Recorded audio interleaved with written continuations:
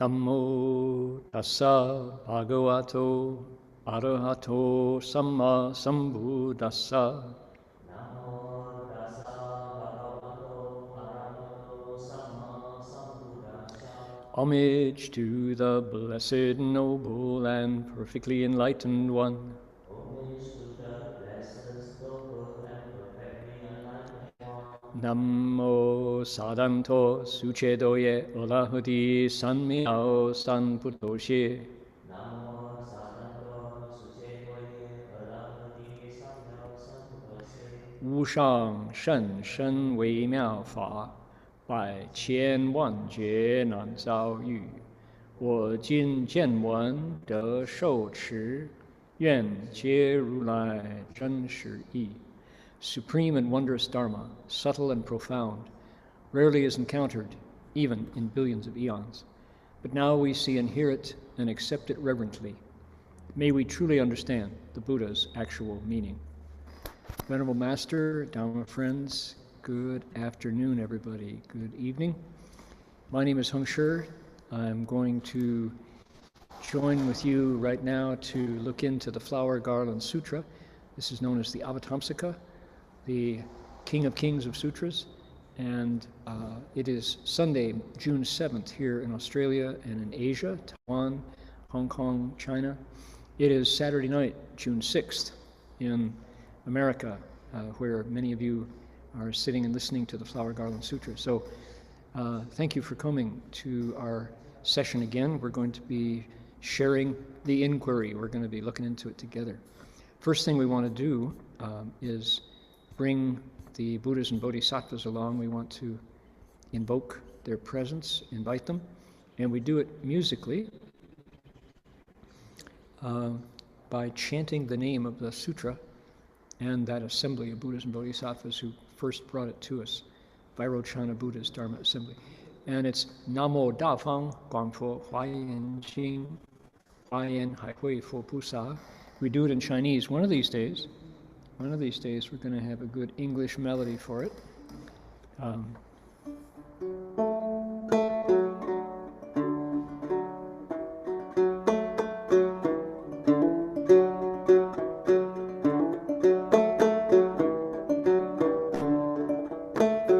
Can't find that. There's the note I'm looking for.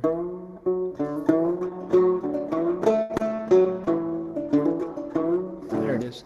So let's do that. We can put our palms together, and that's the outward expression of what inwardly we hope is our hearts saying, we're ready for the Buddhas and Bodhisattvas to come and shed some light and dispel the darkness. Right?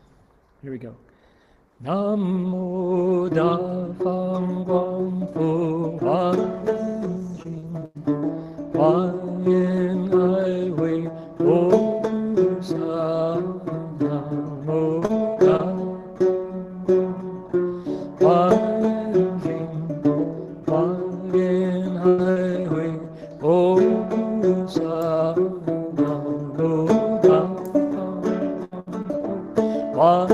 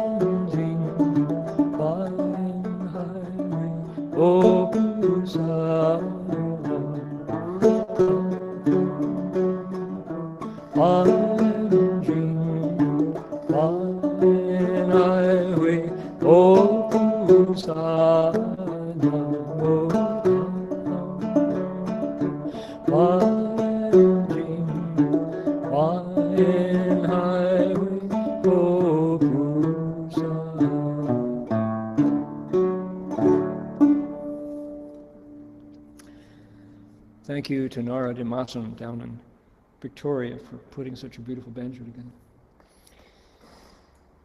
We are going to scroll down here, bring it back to normal size, going down to, was that page 20, I believe? Let's see here. No, we'll be on page 20. There we go. We are on page 28. Page 28. And before I start, I want to say thank you and appreciation to the folks whose efforts go into bringing this lecture to us every week, both here in Australia. Cliff and Sam are busily translating and projecting what I'm saying in English in Chinese, into Chinese, and sending it over to the Chinese-speaking world. And also on the other end, back in the US, we have Jerry and we have Locke, and we have a whole team of volunteers who are making sure that the words that I say go further, amplifying the message. And when you think about it, what are we doing? We're all engaged in what's called sacred storytelling, right? Mostly we learn through stories. Even science. Science's story is passed on, carried on. This is what we all agree is the case, right? That's what the message of science is. We've measured it, we've investigated it, we've tested it, we've named it, we'll tell you what its ti, what its xiang, what its yong, and its ming is. What is it made of? What does it look like? What does it do? How does it function? And science says, yeah, that's our story. That's what we know about this phenomena, this thing. So we're applying that very same methodology that science uses to investigate this thing called our human life. Coming to life in a human body is a blessing, and every bit of it is magical. Magical only because we can't see with our senses the principles and the laws operating behind the scenes, right? That's what the Buddha did after he woke up, was he told us about those laws. He said, yep, we've got is that Kurwang? Is that what we heard out here? It's Kurwang. He said, we've got these principles operating here inside. So that's what we're doing today, using a scientific method to look at the principles that make this person a female, makes this person a male, makes this person come with African ancestry, makes this person come with European ancestry, and makes this person an eight-legged spider, and makes that person, that being, feather-bearing kookaburra, And what are the principles? There's something at work. It's not random, okay? And for me, that's what brings me back. That's why I'm here, is wanting to know not only what's at work underneath the surface of our lives, but also how to make it better, how to bring better times to a world that is often so much in pain. So here we go. We're on this part of our text today, right there, telling sacred stories. It's Yo Ru Ru Lai Bi Mi Chu, right there. He also masters locations of the Tathagatas secrets, right? You ready? I'm going to put my palms together. You're welcome to join me. Here we go. Yo Ru Lai. I'm sorry. Said it wrong. Left out a character. Here we go. 又入如来比弥处，所谓身秘密，语秘密，心秘密，实非实量思量秘密，受菩萨记秘密，摄众生秘密，种种成秘密，一切众生根行差别秘密，业所作秘密，得菩提行秘密，如是等皆如实知。Here we go. All those different sounds, Mandarin. Ready? English together. Here we go. He also masters the locations of the Tathagatas secrets, namely body secrets, speech secrets, mind secrets. Secrets of considering what is and what is not the right timing. secrets of receiving Bodhisattva's predictions, secrets of gathering in sentient beings, secrets of all manner of vehicles, secrets of differentiating the roots of practices of sentient beings, secrets of what is enacted by karma, and the secrets of practices for attaining Bodhi. He knows all such things as they truly are. So the word secrets comes up 10 times here. And as I was contemplating how to introduce this section today, I know there are folks who don't get a chance to listen to Buddhist sutras very often. Maybe this is rare. They just kind of stumbled upon today's lecture. Welcome, if that is you. And understand that the sutras are a long story. When I said sacred storytelling, meaning stories, yeah, but stories that if we get them, if they go through our ear into our heart, they can make things better. They can guide our steps. That's why it's sacred. It's knowledge with a plus. It's knowledge plus, right? Story plus. Because that plus part is what, more than information, when we absorb and use this kind of story, things are clear. And when we can see clearly, we can avoid stumbling over stuff in our path, right? You're walking through a room and suddenly it goes dark. The lights are out in the room and you wonder, oh, where was that sofa? Oh, ouch, and you fall over the sofa. Oh, you trip over the table, right? Because we couldn't see. Well, the Dharma is like a light, and suddenly in that very same room, the lights come on. Oh, look, oh, walk around the sofa. Don't trip over the table. And we get safely to the chair. We can pour ourselves a cup of tea and pour a cup for someone else. And that's the benefit of the Dharma. It's a light in the room of our minds, and we know how to work in the world without tripping over stuff. So that's what we're about. And not every day is it the same. Sometimes, like last month, we had wonderful stories that were just pure narration, activities happening. Bodhisattva gets consecrated by the Buddhas and told that he is now ready to become a Buddha. He's able to absorb and get appointed to the rank. He knows everything that the other Buddhas know, right? So that's what we have. But now, where are we now? We're not in that part. We've gone beyond that.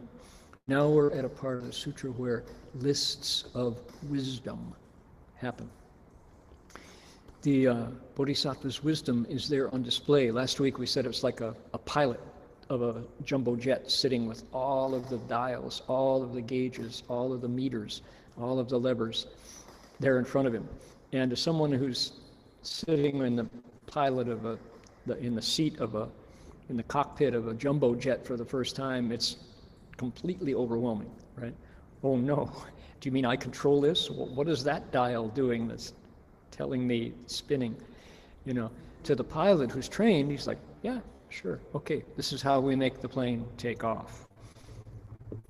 So the Bodhisattva is just like that. He's looking at what his own mind and the wisdom it contains.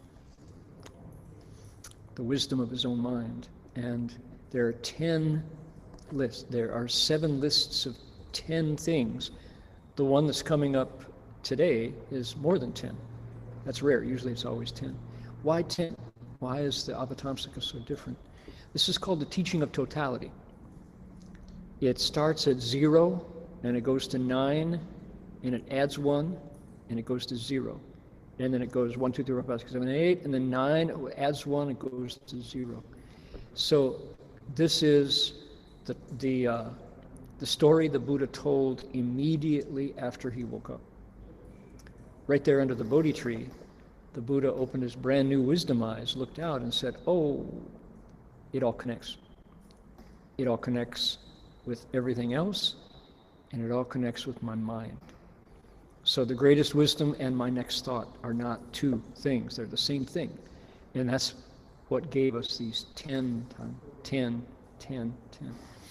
On Fridays in California, Saturdays here in Australia, I explain the Vajra Sutra, the Diamond Sutra. And the Diamond Sutra is not the teaching of totality. It's teaching a single insight, how the mind empties and fills, empties and fills, empties and fills, and how they are not two but one. True emptiness and wonderful existence coexist. That's the Vajra. It's the Bodhisattva path from the point of view of learning to let go of attachments, they say. 应无所住而生其心, they say. So think those thoughts that stop nowhere, that attach nowhere. Don't set up. And if you can do that, what do you have? You have functioning wisdom that responds just the way a mirror responds. Something comes in front of the mirror, perfectly reflected. You see it exactly, right? Thing goes away, the mirror is still. That's the Bodhisattva's wisdom, and the Vajra Sutra talks about that. It's not the teaching of totality. You don't get lists of tens, right? That's our sutra. That's the Avatamsaka that talks about the tens. So here, you want to do it? Should we jump right in? What's the 10 things today? It is Ru Lai Mi Chu, the Tathagatas' secret places. Secrets. Me. And when we hear secret, what do we think? It's like, oh, well, tell me the secret. You won't tell me, will you? No, I don't expect you to teach. It's a secret. Oh, so these secrets drive us mad, right? But it's not that. It's not that the Buddha wants to keep it from us. It's that without the Buddha's wisdom, it seems like it's not there.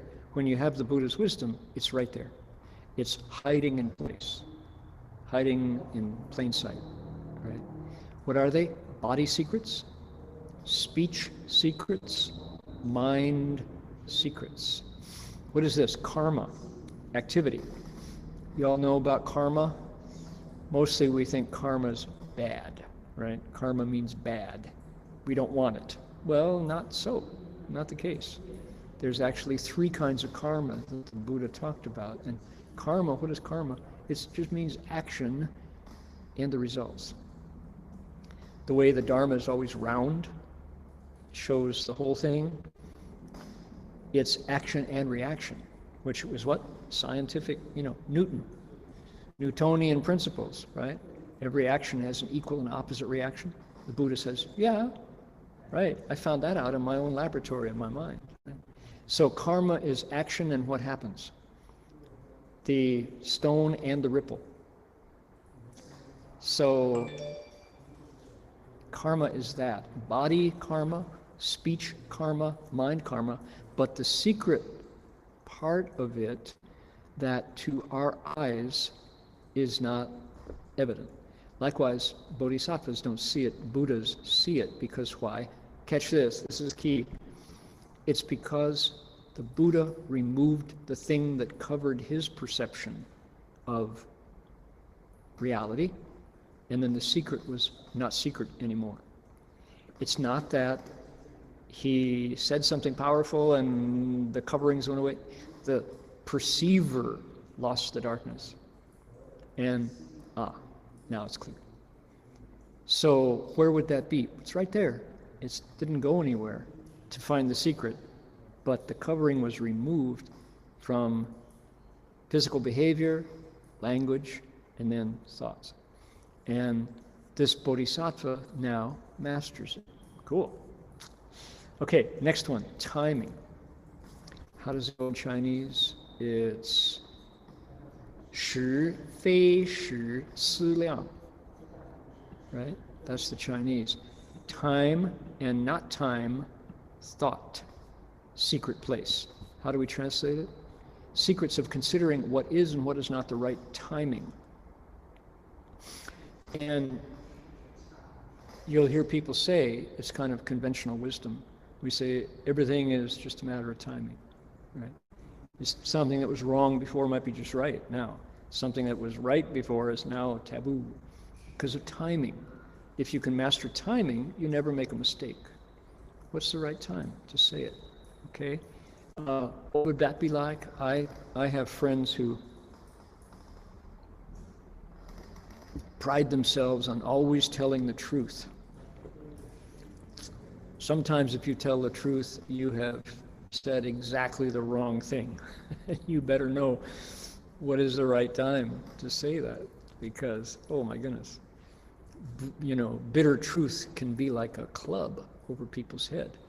And there is a time to say the truth with fewer words, and there's a time when you need to say more. Do you know which is which? If so, you'll always be welcome.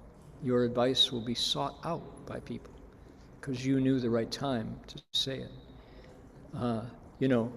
It's actually, bless his heart, one of my heroes, Pete Seeger, put the melody to a verse from the book of Ecclesiastes, right? To everything turn, turn, turn. There is a season, turn, turn, turn. And a time to every purpose under heaven.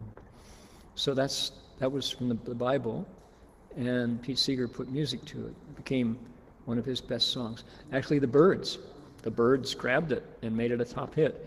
And what's his name? Jim McGinn played his 12-string guitar. Remember, we can hear that in our ear. Da-na-na, da-na, da-na, da-na. Somehow, those sounds from our teen years just get in there. So, listening to Jim McGinn play the Byrds' rendition of Pete Seeger's song of the Book of Ecclesiastes. Wow, storytelling. Huh? So, what is and what is not the right timing? The Buddha knows, and now the Bodhisattva knows too, because he's mastered this. That's what's happening at the 10th stage with our Bodhisattva. Okay, secret of receiving Bodhisattva's predictions. The Chinese is Shou Pusa Ji Bi Mi. This is amazing. This is really amazing. Who knows when is the right time to tell a Bodhisattva when he or she will become a Buddha? Happens. It's we're having all kinds of amazing sounds from our bush environment. Who knows what that is? Is that, yeah, somebody's talking outside. So here's the thing called Shouji, right? Here's a story. And if you weren't in the line of the tradition, you wouldn't know. But imagine this. Somebody's cultivating along, and a person shows up, often awesome in appearance. Somebody you ordinarily, if you met them on the metro, if you saw them, in the drugstore, in the pharmacist, right? In the pharmacy, you would, at the chemist, right? If you saw them in the chemist shop, you would stand back because there's something about them. There's more than meets the eye. There's a force field around this person. And this person comes up to the Bodhisattva and says, you, in the future, will become a Buddha. And your name will be, and your best disciples will be, and your land will have these adornments and decorations and virtues and characteristics. Your lifespan will be, and the name of your land will be, right? And you're standing there, or the Bodhisattva is like, am I on candid camera? Are you kidding me? No, and the Buddha says, indeed, this is the case. Your virtue is such now that you have already triggered the ripples that will lead to your Buddhahood in the future. And all this, and amazingly, all this is already known. We know this will come to pass. This is the prediction to Buddhahood given to the Bodhisattva. And it's like, well, thanks. I can't wait to post that to Facebook. That's amazing. Gee, well, I'm going to be a Buddha in my, So it's like, yeah, this is a feature of Buddha's wisdom. of being able to tell when another individual has Buddhahood in their future and what's it going to be like. How about that? So, who knows? Buddhists know. And it comes once, what do you say? It's when the time is right, you get told that you're going to be a Buddha. And we know about the prediction of our Buddha, Sakyamuni Buddha, who was given to him by Dipankara, the Buddha whose name is Randang Gufo, the ancient Buddha whose name is the shining lamp, the radiant lamp, the lit lamp. That's Dipankara. So you know how the story goes. You've heard it. We talked about it recently, right? It was in the Vajra Sutra, right? This comes up in the Diamond Sutra.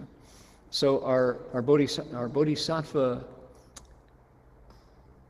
our current Buddha, when he was a Bodhisattva in the past, countless kalpas ago, was an ascetic.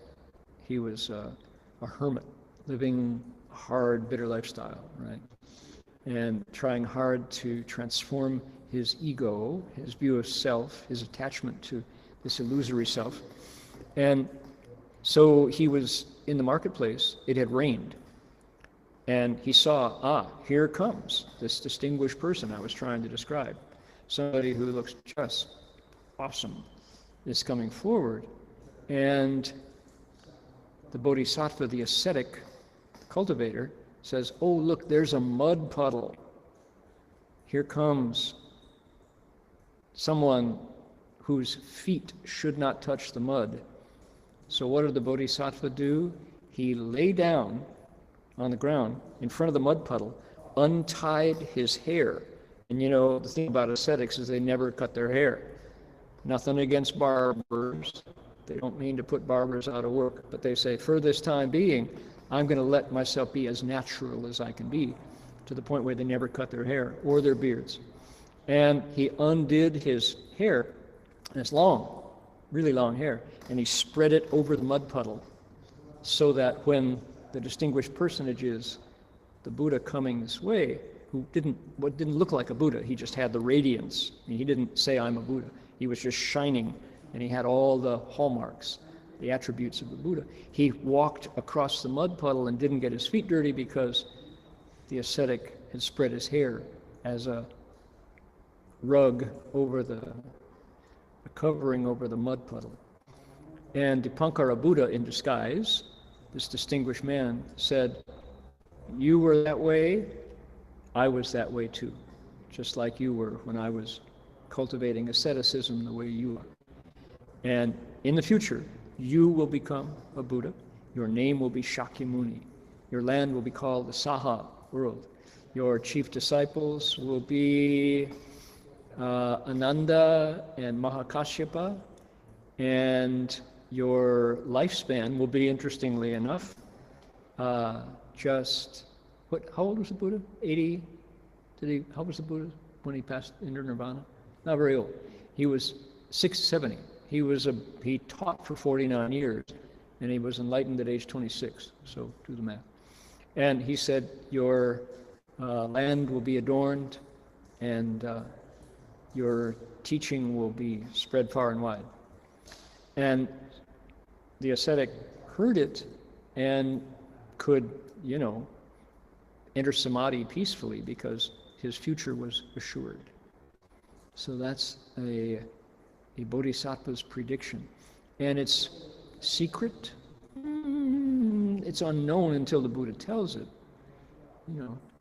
Once the secret's told, it was there all along, but it just hadn't been given voice to.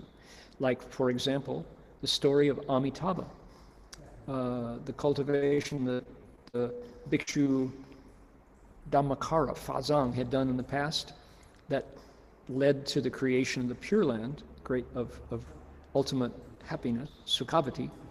It was a secret until the Buddha told it, and it wasn't a secret. It wasn't that it wasn't there. It was there, but it wasn't known.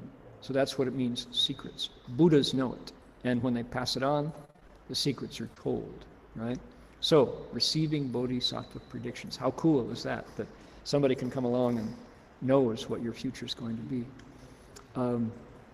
That is the case for Buddhas. They had been predicted.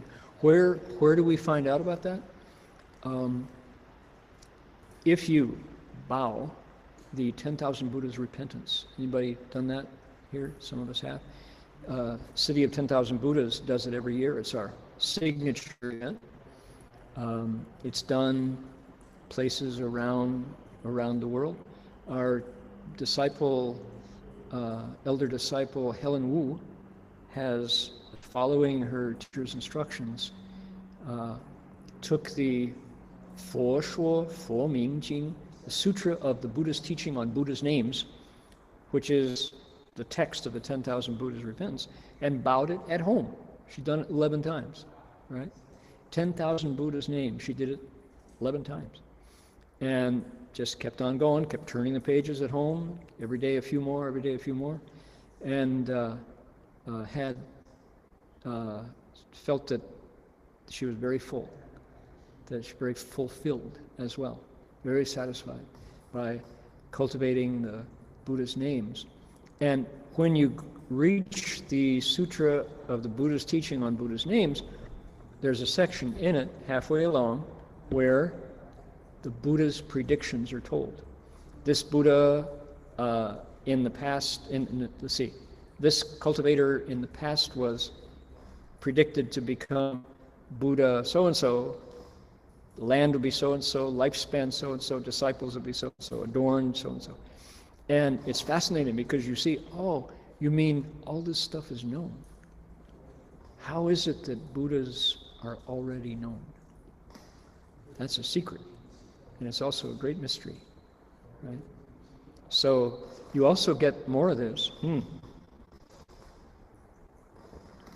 get more of this in the Lotus Sutra, where there are stories about a king with 10 sons, and the sons each become Buddhas, and how the king wanted his sons to grow up so he could abdicate his throne and become a Buddha himself. It's like, what kind of family lineage is that? Sakyamuni Buddha was related to that. Amitabha Buddha was related in that family. It's like, wow, that's pretty amazing. And they became kshatriyas, warriors, not Brahmins, right? Not priest caste, but good people. And this is not exclusive. This is an open source Buddhahood, open source, Creative Commons Buddhahood. Anybody who 学佛做人，人道尽，佛道成, who wants to become a Buddha and applies that wisdom to their humanity, that's open source, right? 人道尽，佛道成. When you become the best possible human being, Buddhahood accomplishes itself. So it's not an exclusive club to Buddhahood, to predictions. It's you who become good. Boy, did I not understand that growing up.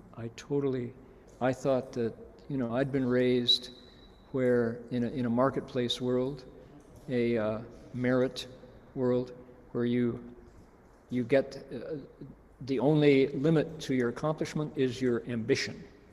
However much ambition you have, that's how high you can go. So it gets this fired up, go get them, competitive marketplace world, where the one who fights the hardest and forgets the rules can go furthest, never mind how many people they step on to get there. That was kind of the way I understood it.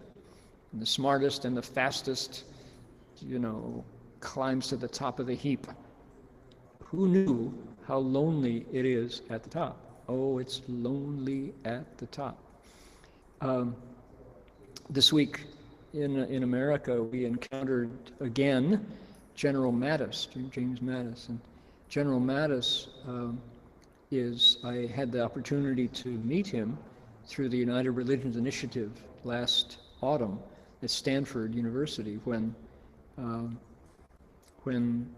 the Bishop Swing, the founder, Bishop William Swing of the Episcopal Church, California, had a conversation with General Mattis. It was the bishop meets the general. That was the way it was built. And it was fascinating because the the Pentagon produced General Mattis, and he rose to the top when he became Secretary of Defense for a few years in the current regime until he just got fed up and quit.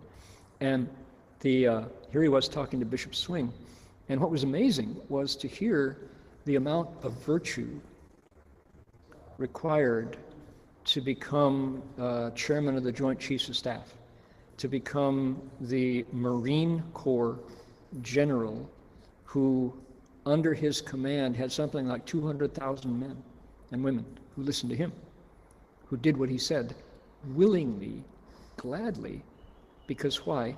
He had 学佛做人. He wanted to become a good human being.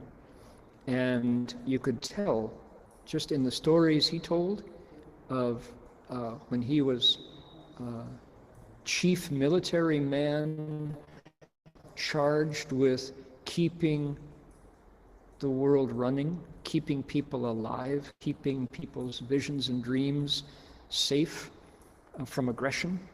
And you could tell as he told the stories that he valued relationships, good relationships with the men and women he commanded and the men and women he respected, that he saw himself as following great leaders of the past.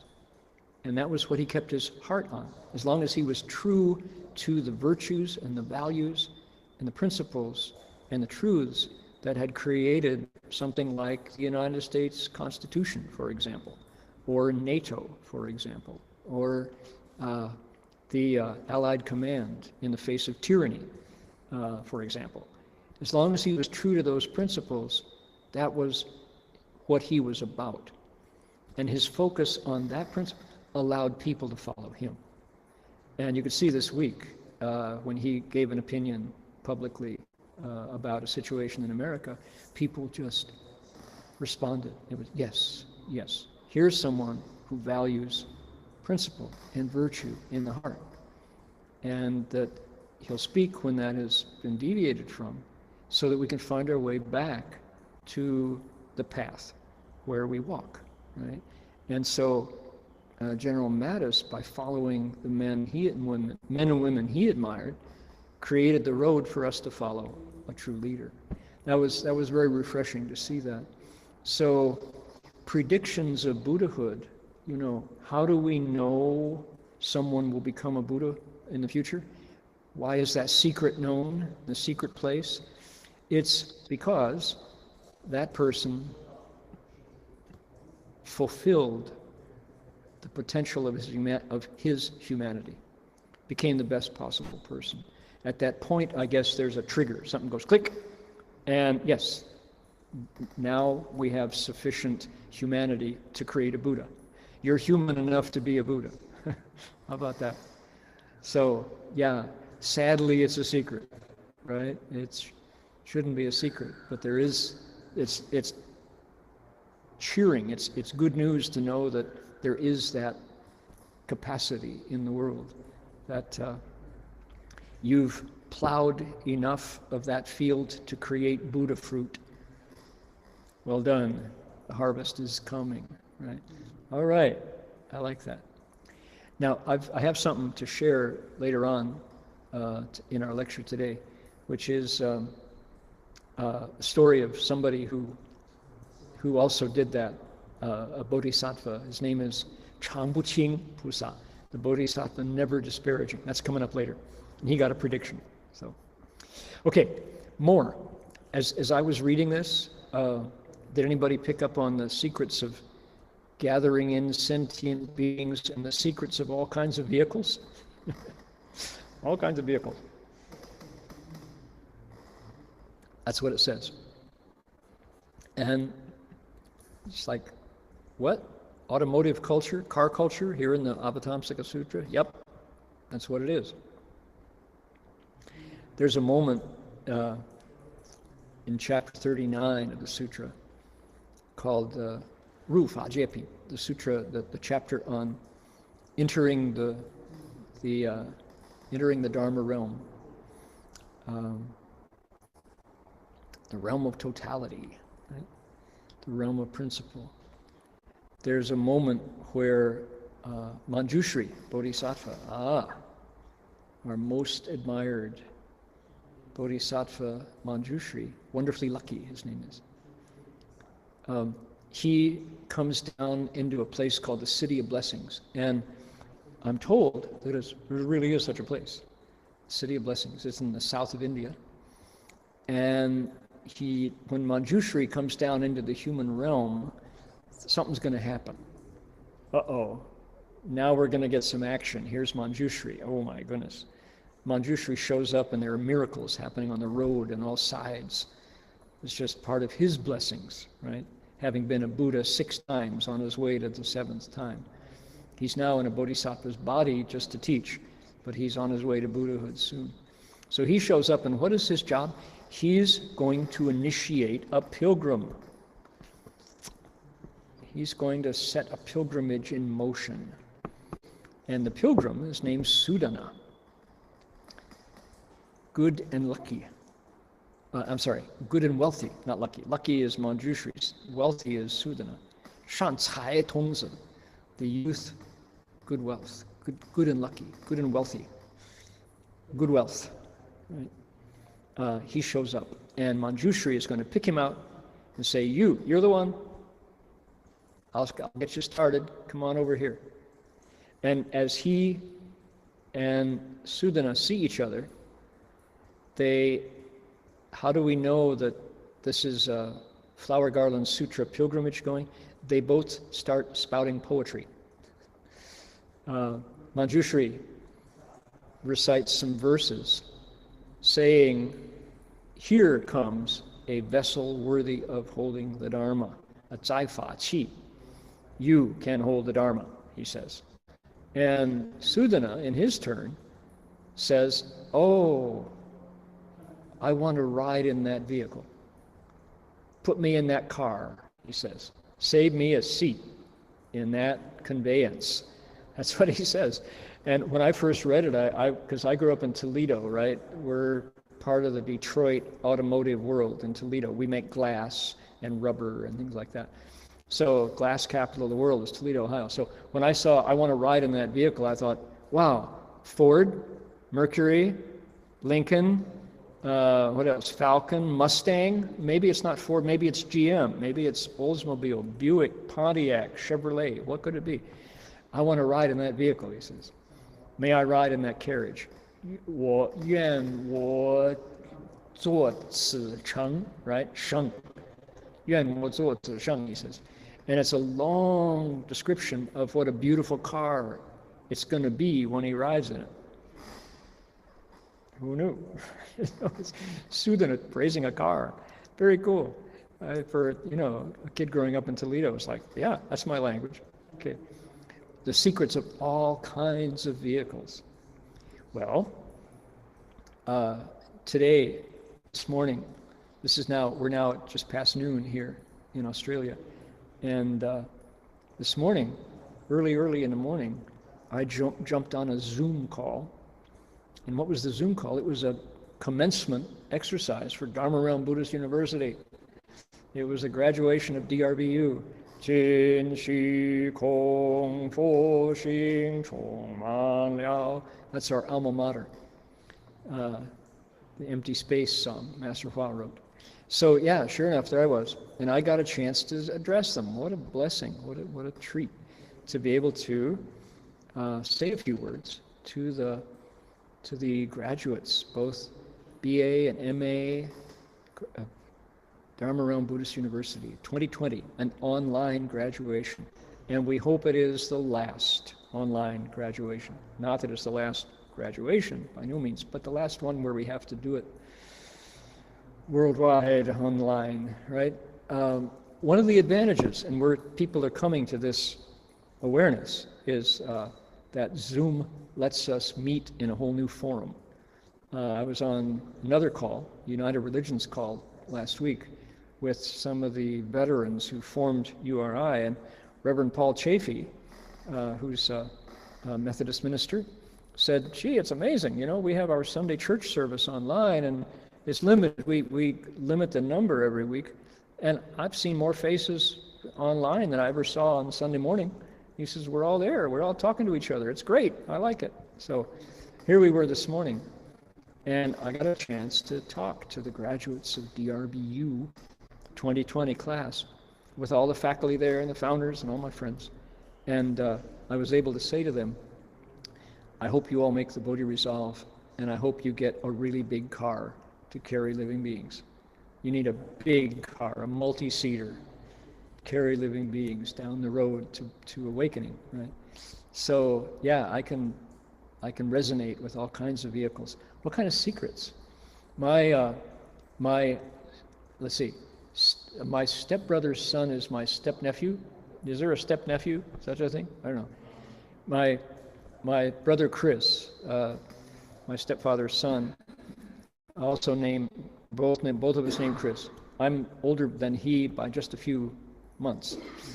He has a wonderful boy named Tom, and Tom works for Ford Motor, designs safety features for Ford Motors. And Tom in Dearborn, right, where Fords come from. And I'm sure Tom would like to know about the secrets of all kinds of vehicles, but industrial espionage is a no-no. We can't pass on those kind of secrets. So why would it be a secret vehicle? Is it religious espionage, right? The Muslims are coming to steal the secrets of our cars? No, I don't think so. Maybe it's the other way around. Muslims had a lot of knowledge of mathematics before any other faith did. So, so it's secret vehicles for carrying living beings. How about the next one? Secrets for differentiating. How about that word? Differentiating. 6-syllable word.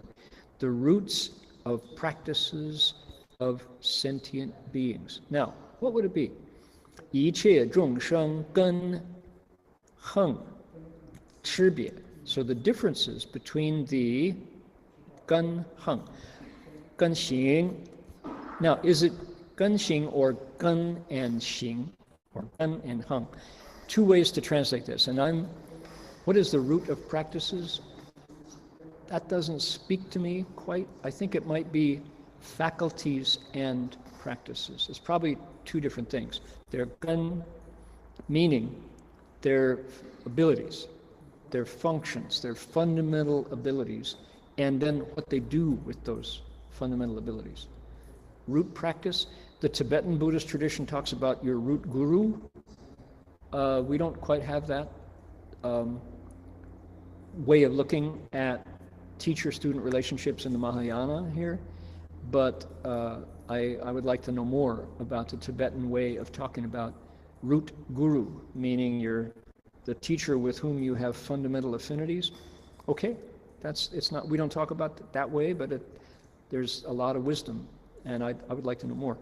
I think instead what this means here is functions, your basic capacities, and then how you put them into practice.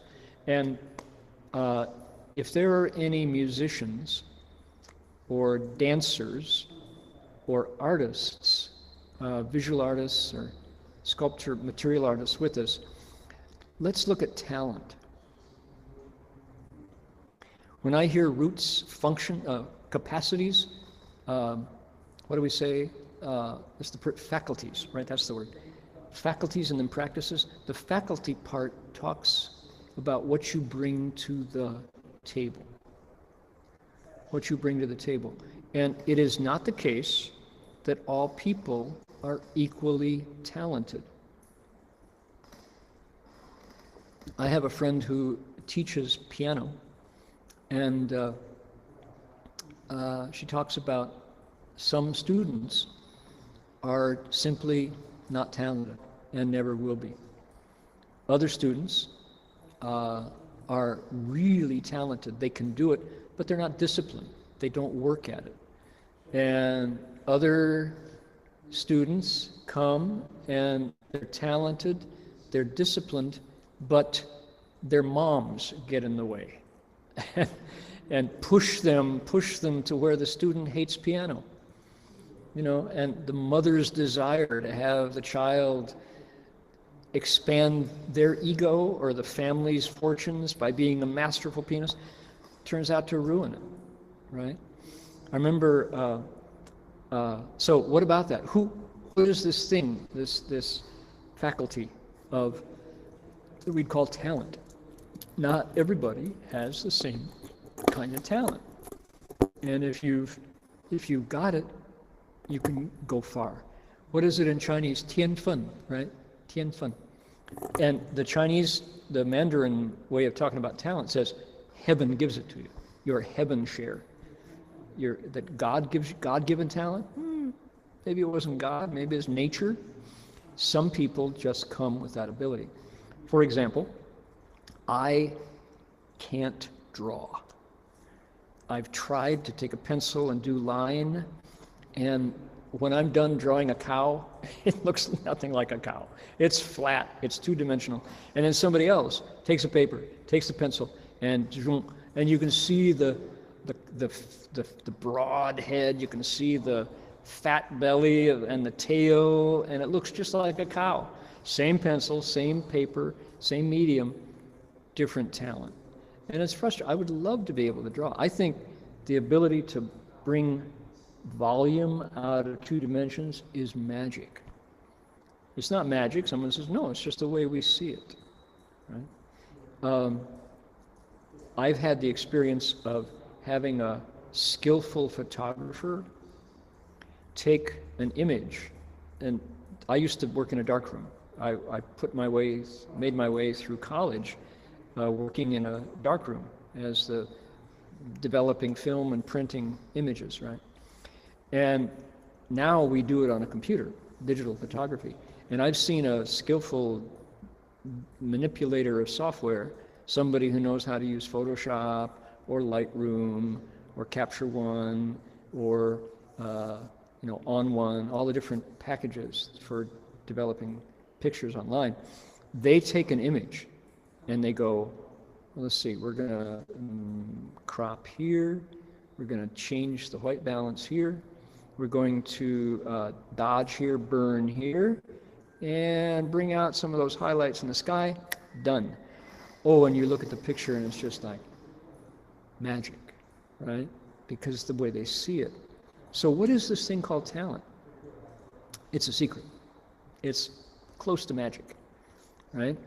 However, our beloved teacher of martial arts, Zhang Shifu, Zhang Yunzhong, who started the Wenwu School of Chinese martial arts in not Kensington, but El Cerrito, California.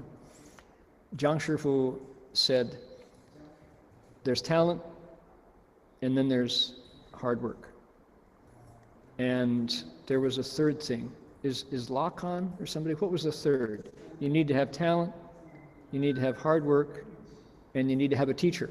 That was the third thing, right? If you got a teacher who knows and enjoys teaching, you can go far. If you don't have talent, you won't be great. But if you have a teacher and you apply yourself, you can really go far. If you work really hard, you really want to learn, but you don't have a teacher, then what? Right? You're never going to go very far. If you if you've got talent, you might be able to develop it yourself, but you don't work hard, nothing's going to come of it. So to really excel in martial arts, he said, like piano, like art, you need both a teacher, you need talent, and you need to work hard. Then you become a peerless martial artist who the disciplines of Nei Gong, right, that internal martial arts, transforms your blood, breath, and qi and turns you into someone who can make magic happen with martial arts, right? These old forms, and you see it come alive, and yin and yang become visible in this person's movement. You can just see it come alive, and it's timeless and ancient. So Chinese martial arts are magical, as is classical European music. which is now world music, as is magic of art. I have a great story about Chinese art and Western art.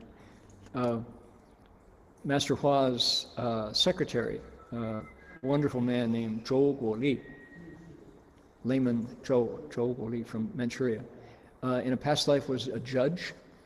He was a writer. He was really good with his pen and learned. He knew a lot. And I remember we traveled with Mr. Zhou to Europe one year. And here we are in Paris. And of course, you're in Paris, there's a chance to see some of the highlights of European art. The finest paintings of Impressionism and classicism, and all of the finest of art is there in multiple museums. Not only the Louvre is the most famous, but the Jeu de Paume and the Pompidou and all the different museums. So before we went, the night before, I talked to our delegation and said, tomorrow we have a day off from our Dharma speaking and lecturing, and Shifu has told us we need to go to the museums. There's a chance to grow in our knowledge and see things we've never seen before. And so I said, does anybody have any questions about what we're going to see? And Mr. Zhou Guoli said, he said, clearly, anybody who's ever seen Chinese art, there's nothing that goes beyond the movement of the brush. Black ink, white paper, put that line down, everything comes out of that. He said, you don't have to go beyond watercolor, it's a Chinese landscape painting, black ink, white paper. He says, I've seen it. I've seen the finest Chinese art. There's nothing more in the world to see. What more do you need? That's it. We got it. And it's the finest, it's the high point of art in the world. A little abstract, maybe, black and white, but that's it. We've seen it. Can't beat it. And so I'm going, Amitofo, thank you for that insight. And we'll see tomorrow. So we all got on the, got the metro and subway and got off at, I forget the name of the stop for the Louvre, must be the Louvre, right?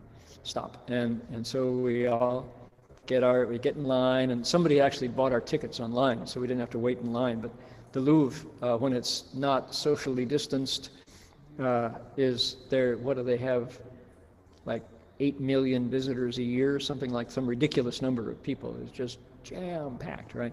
And so we went in to look at some of the Dutch masters, and when you go into the Louvre, depends on the gallery that you're in, there are canvases there that are 10 feet tall.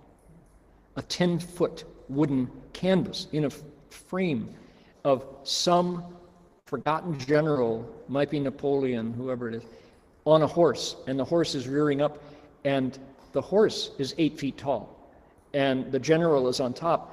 And to relate to the picture, you go like this. You go, oh my, right? And so I was standing next to Zhou Guoli, and he's like, oh. And there are canvases of the coronation of Louis XIV, and the canvas is maybe 20 feet long, and you have to walk to see it from the left to the right. And the figures on it, there is Louis XIV, there is his queen, there's the prime minister with his sword, and the archbishop is there to, and the figures are life-size on this canvas, and the canvas stretches, fills the wall, and we're walking along, and I said, hey, Zhou Jushu, what do you think? What do you think about European art? It's not black and white, and it's not, on a little bit of rice paper. He says, oh, well, European art, it's got its features too. Yeah, it's not bad. Yeah. And he was just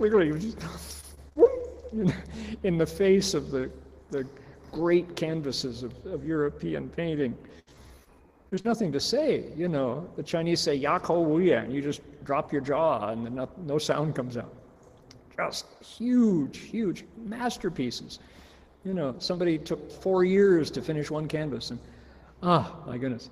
So that was kind of fun to see Mr. Zhou's horizons expand a little bit as he realizes that every kind of art has its place.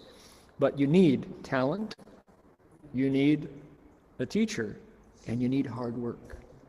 And my poor friend who tries to instill piano knowledge in these kids who just are so wrapped up in their phones, they just want to play video games all day long, and they're sit down at the piano with Beethoven in front of them, and you know.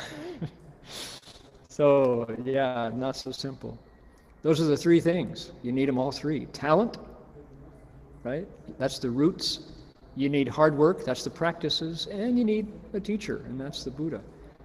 So think about the prince, jumped over the fence, went out into the forest in the Himalayas, and didn't have a teacher, and had incredible talent and hard work. So the teacher, Wu Shi Zitong, right? He had to connect without the teacher. So what do we got? Secrets of what is enacted by karma, understanding cause and effect to the most subtle degree. Secrets of practices for attaining Bodhi, for waking up, how to wake up. Really, really, really taking the last bit of darkness from the mind and shining light, right? Letting the light shine in on the nature. Just all of these are, Tathagatas, thus come one's secrets. They all turn right around and apply in the mind. It could be something that we teach later once the light is lit, the lamp is lit inside our nature, right?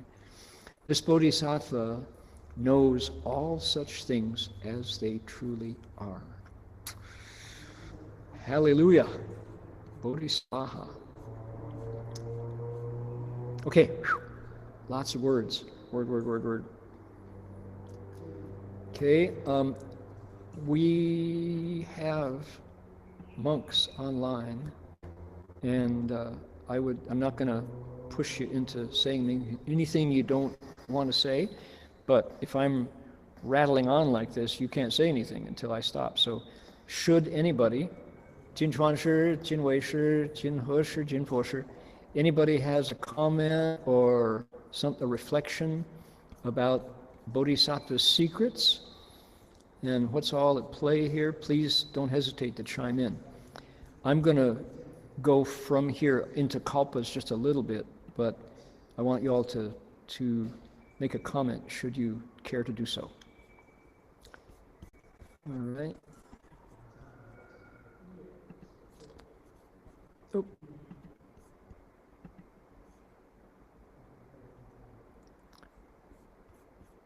All righty. Now, okay, this is coming up next.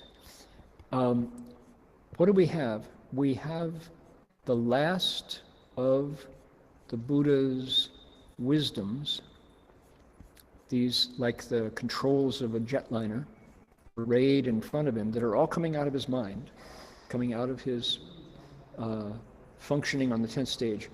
And this one now is, let's look at the first little bit.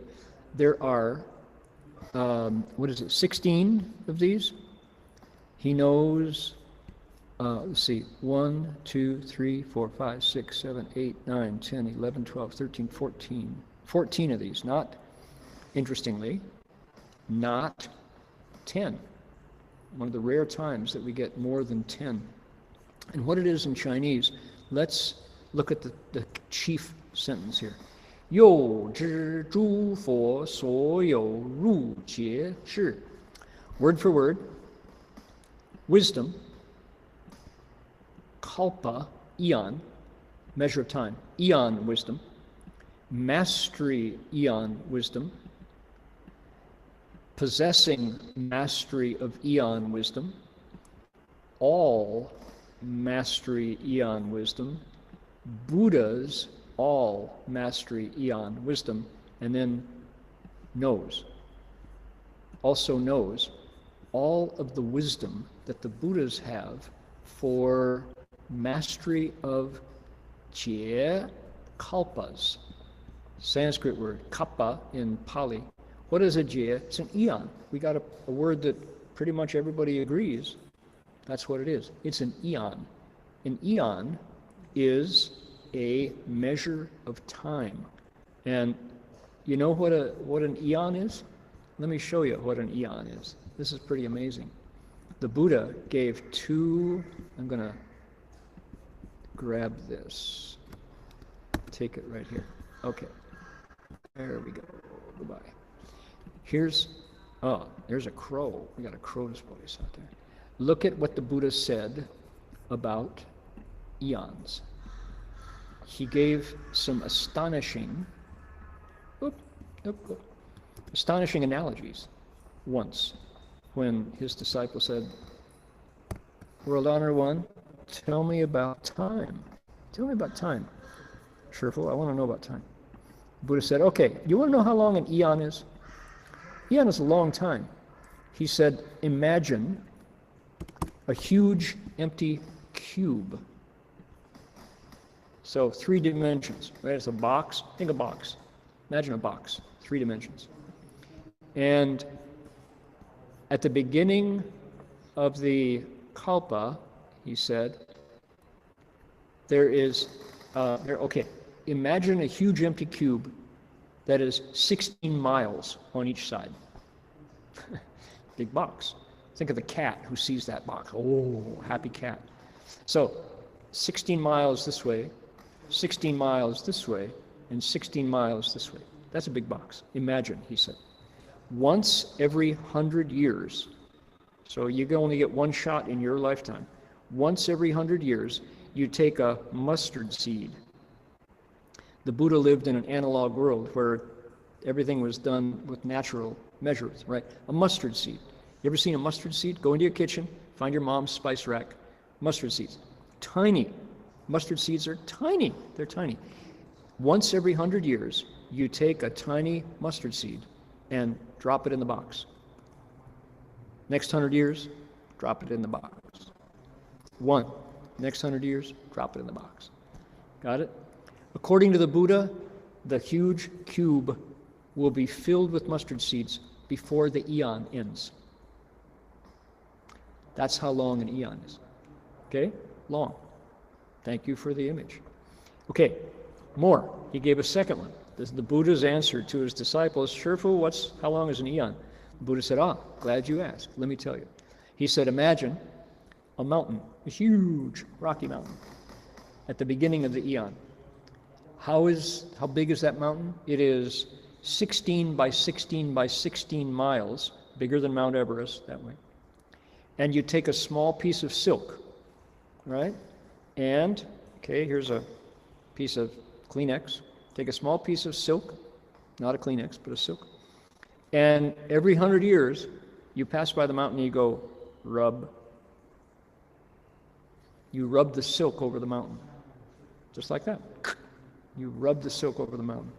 According to the Buddha, the mountain will be completely ground to dust before the eon ends. That's how long an eon is. Ooh. Wow. Right? So you get the idea, right? Long. That's long. So here our Bodhisattva is going to master knowledge of time. He's going to master the knowledge of time. How about that? Cool. All right. So there we go. Now, we'll dig into that next section of the 10 stages next week.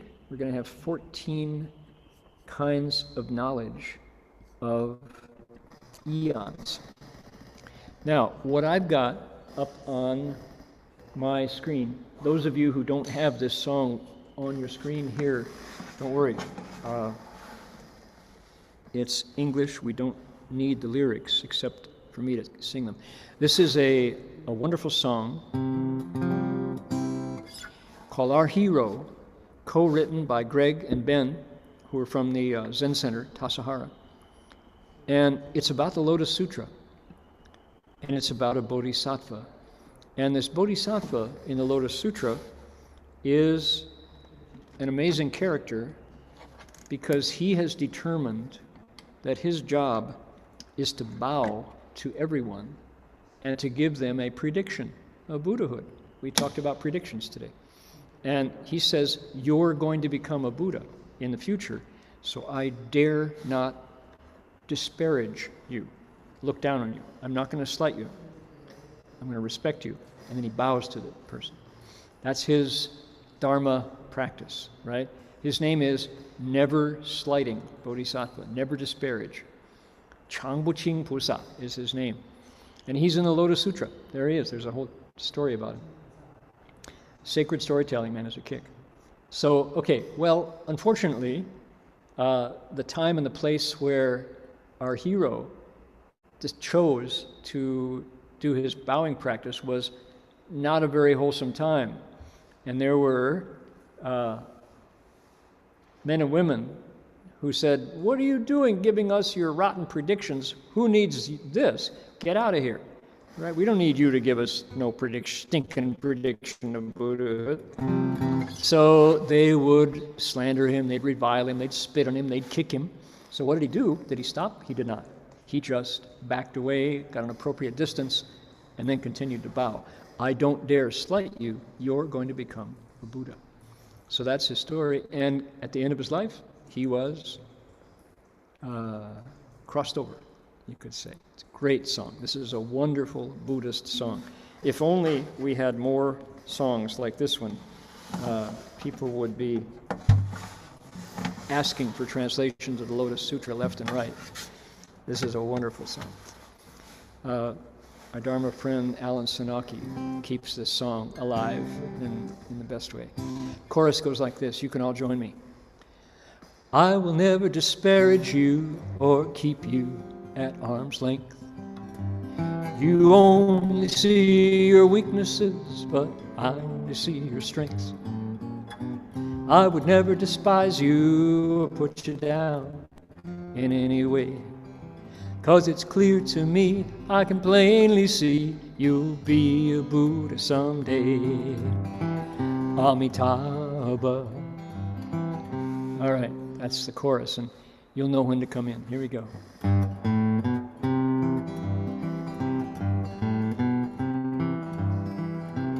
There's a book called the Lotus Sutra that you really ought to know about.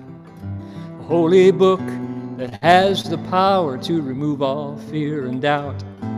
And the book tells the story of a man who means the world to me. He could just as well have been a woman, except for male hegemony. And they called him the Bodhisattva, never disparage, the Bodhisattva never despise. And I'm making it my ambition to see the world through his pure eyes. Here's the chorus. Computer break. I will never disparage you or keep you at arm's length. You only see your weaknesses, well, I only see your strengths. I would never despise you or put you down in any way. 'Cause it's clear to me, I can plainly see you'll be a Buddha someday. Amitabha. Now the Bodhisattva never disparaging from countless kalpas in the past. In the time of the counterfeit Dharma, he was something of an outcast. 'Cause the monks and nuns of his time were known for their arrogance and vanity. These were the folks who exercised great power and authority. But my boy never concerned himself if they treated him like a freak. 'Cause he bowed to everybody equally, and these are the words he'd speak. I will never disparage you or keep you at arm's length. You only see your weaknesses, but I only see your strengths. I would never despise you or put you down in any way. 'Cause it's clear to me, I can plainly see you'll be a Buddha someday. Amitabha. computer break to the next verse. Here we go. He never read or recited the sutras much. He only liked to practice respect. The monks and nuns of his time didn't meet it like you might expect. Instead, they cursed him and they reviled him and they wished that he would go. 'Cause they all had self-esteem issues like everybody else I know. And they beat him, they pelted him with clubs, and they beat at him and pelted him with clubs and stones. They tried to drive him away. He'd just run off a safe distance. He'd turn around and say, now I'm going to give you the chorus so you can sing along with me. Ready? Here it is right there. Ready?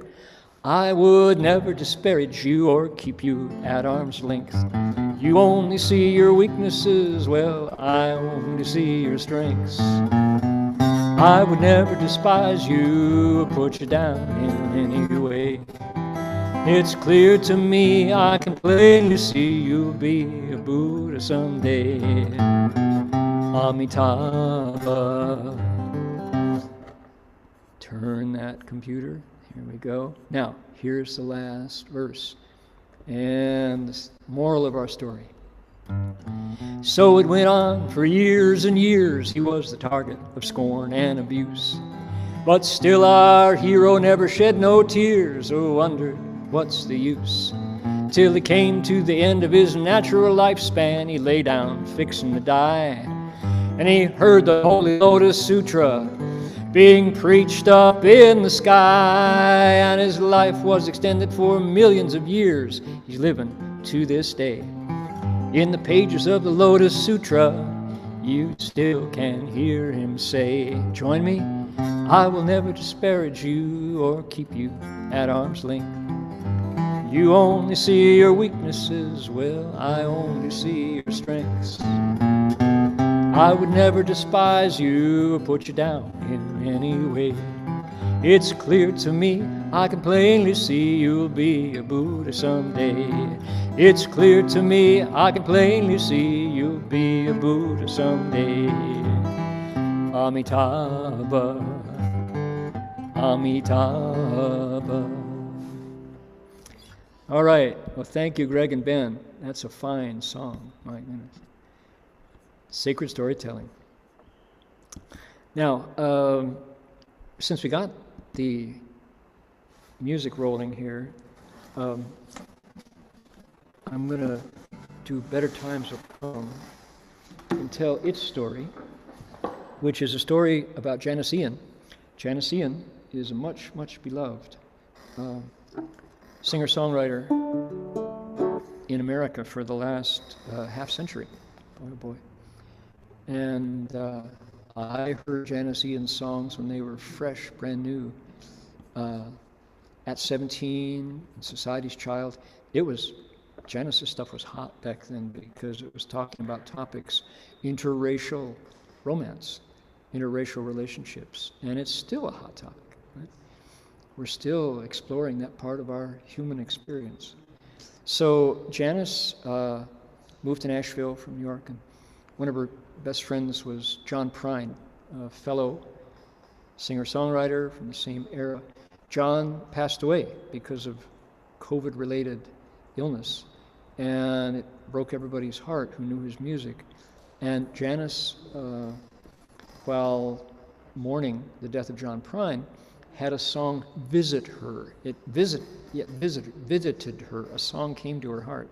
That's the way it happens. The muse arrived, and she didn't write it down, she sang it down to her cell phone. And then, with a generous heart, said, I want to make this available to everyone. And please, if you will, take my song, make it yours, sing it, record it, give it back to me. I'll put it on my YouTube channel. And people have done it. There are 50, upwards of 50, and there's more every day, 50 songs on JaniceIan.com. Is that the site? Is that what it is? It's Janice Ian's website, Janisian. Type that into your search engine. And Janice has been putting them on to onto YouTube on her YouTube channel. Mine is there in Chinese. So I wanted non-English speakers to hear this wonderful song. The song is kind of like a prayer. It depends on how you do it. You can do it boldly, you can do it kind of like country song, or you can do it as like the heart's own voice. And I think that's how Pete Seeger would have done it. He would have been all over this song, for sure. So it's better times will come. Better times will come. When this world learns to live as one, oh, better times will come. When we greet each dawn without fear, knowing loved ones soon will be near. When the winds of war cannot blow anymore, oh, better times will come. The last verse goes, though we live each day as our last, we know someday soon this will pass. We will dance, we will sing in a never-ending spring. Oh, better times will come. The Chinese goes, 明天会更好. 明天会更好. 世界和谐行大同. 明天一定会更好. Cliff and I helped with the translation, and it's a work in progress, but yeah. 面对困难毫不畏惧，亲朋好友不离不弃，刀仓入库，马放南山，明天一定会更好。生死转瞬一息之间，黑暗夜晚幻变白天，感恩心生大地回春，明天一定会更好。So that's how it goes, and I want to invite people to join me. Things go better with this song.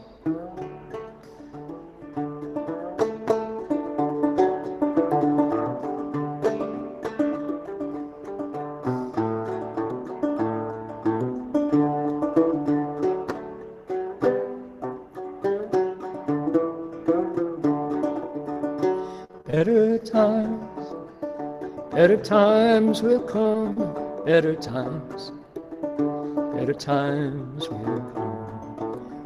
When this world learns to live as one, oh, better times will come. 明天会更好，明天会更好。世界和谐心大同，明天一定会更好。When we greet each dawn without fear, knowing loved ones soon will be near. When the winds of war cannot blow anymore, oh, better times will come. 面对困难毫不畏惧，亲朋好友不离不弃，刀仓入库，马放南山，明天一定会更好。Better times will come, better times will come. When this world learns to live as one, oh, better times will come. Though we live each day as our last, we know someday soon it will pass. We will dance, we will sing in that never-ending spring. Oh, better times will come. 生死转瞬一息之间，黑暗夜晚幻变白天，感恩心生大地回春，明天一定会更好。Here we go, last time. Better times will come, better times will come. 世界和谐心大同，一定会更好。世界和谐心大同，明天一定会更好。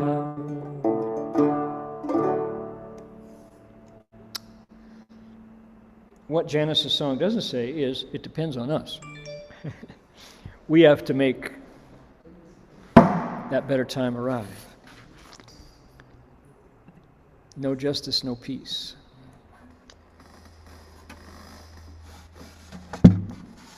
But the Buddhist secret place is we can. We can. Somebody asked my colleague Marty Verhoeven for a Buddhist response to Black Lives Matter and to the cancer in the body of America that has now emerged. It's been there all along, but now it's there for all to see. 150 cities in America had fellow citizens who agree. No justice. If no justice, then no peace. And they came out to express their wishes for a better time. So what Marty said was, I thought, definitely worth saying. It's that our nature, our human nature, is plastic, you could say, is dynamic. Fundamentally, the Buddha said there's nothing there. It's just like space. But from that nothing can come everything. And Buddhas come from that place, and bigots come from that place. Right? Liberation comes from that place, and prejudice comes from that very same place. And kookaburras come from that place, and so do huntsman spiders, and so do sages and worthy people, and moms, right, that give birth to our lives, come from that place. So what matters is, what do we do with it? What do we do with that potential? And my teacher, our teacher, Master Shenhua's answer is education. We educate, we teach. And predominantly, mostly, what we want to teach from that place is liberal arts. Liberal arts means what? It means how we live as people. The story, liberal arts is a story about what people have done, what we have done. And that was my biggest impression of General Mattis when I had the chance to listen to him speak, was he is a student of what people have done, our history, her story, right? What women have done for the betterment and for the harm of society and the world. So if we can take children whose natures are unfixed, yet they're still completely educare, able to be led, right? Able to be educated, and we teach them how to become complete human beings, we have ended racism. We have ended prejudice and bias. We will bring a world of wisdom and compassion to be through education. We don't need more bombers. We need more classrooms. Amen. So that was Marty's comment. I thought that really made sense to me. That's why Master Hua was a lifelong educator. And everybody at the Berkeley Buddhist Monastery is a classroom teacher. And we're storytellers. I hope everybody on the call today, everybody listening, turns to young people and listens, asks them questions, and listens to what they say, and then educare, right, the root of education, lead them out, lead them into the next step, right? So, 明天一定会更好. Better times will come when we teach young people how to become full, complete, wise, compassionate human beings.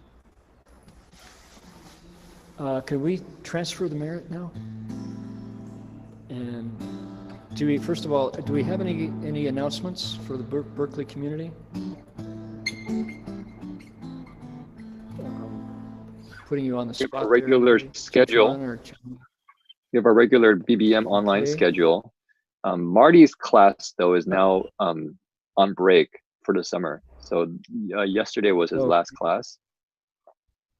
All right. Okay. Thank you for that. I would like to pop into the chat box and maybe Jerry or someone could send that on.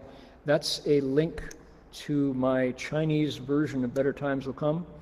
Anybody who wants to check it out and leave a comment, do a thumbs up would be great, would make us grateful. We want to pass that on. And the important part about that YouTube video is look at the commentary above the comments, my commentary. That will take you to Janice Ian's site. So you can download the song and the lyrics and make it yours, okay? That's her wish that it goes further. So go to my Chinese language video, go read more, hit the read more there underneath the title, and you'll see the link to her website. All right. See you next week. We're going to find out about time next week. Sandy Denny, who knows where the time goes? Who knows where the time goes? We'll find out next week, along with the Bodhisattva. Here we go.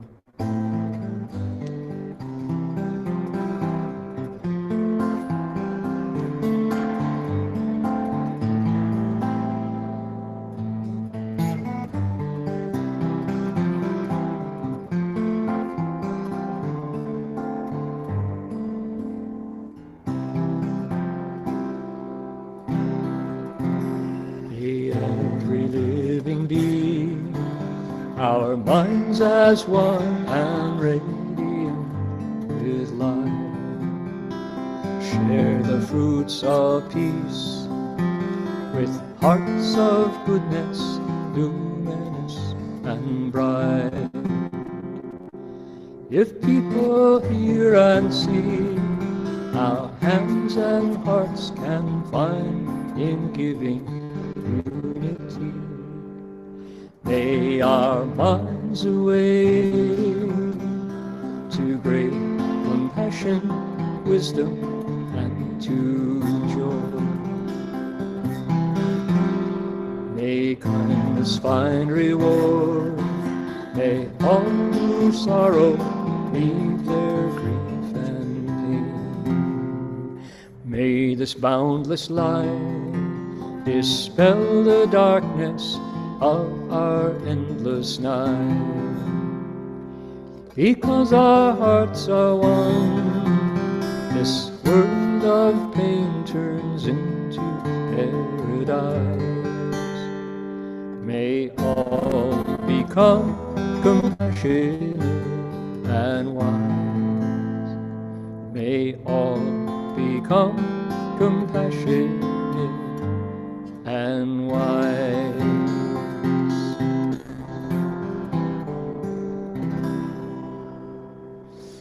How many friends online today, Jerry? Thank you all for joining. I look forward to being with you all next week. With all of the folks out on the street in the demonstrations, COVID virus is it is an equal opportunity virus. It will infect anybody whose lungs are available.